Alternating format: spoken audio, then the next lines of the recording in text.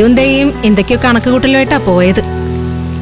എന്നാലും അമ്മയുടെ സ്വർണം അച്ഛൻ അച്ഛന്റെ ഇഷ്ടം പോലെ ചെയ്യുമെന്ന് അവരുടെ മുഖത്ത് നോക്കി പറഞ്ഞതാ ഞങ്ങളുടെ ഒരു പ്രതീക്ഷ.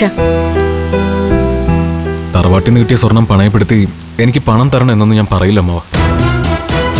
ആ, നിങ്ങൾ പറയില്ല. അച്ഛൻ പണം തന്നാ സ്വന്തമായിട്ട് ബിസിനസ് തുടങ്ങി അതിന്റെ പിറകെ ഓടി നടന്ന് അധ്വാനിക്കേണ്ടി വരും.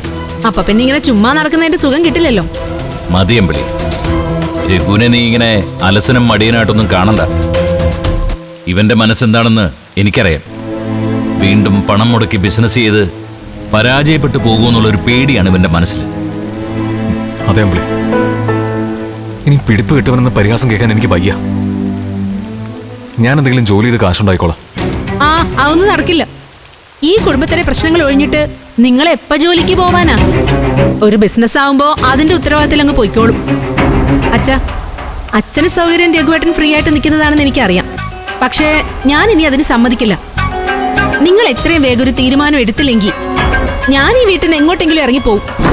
അമ്പിളി, തറവാട്ടിൽ നിന്ന് കിട്ടിയ സ്വർണം പണയം വെച്ച് രഘുവിന് ഞാൻ പണം കൊടുക്കാം.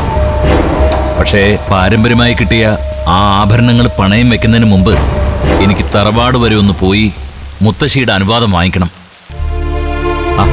അതിന് ഞാൻ നാളെ തന്നെ പോവാം. വേണോ നീ കൂടെ വന്നോ?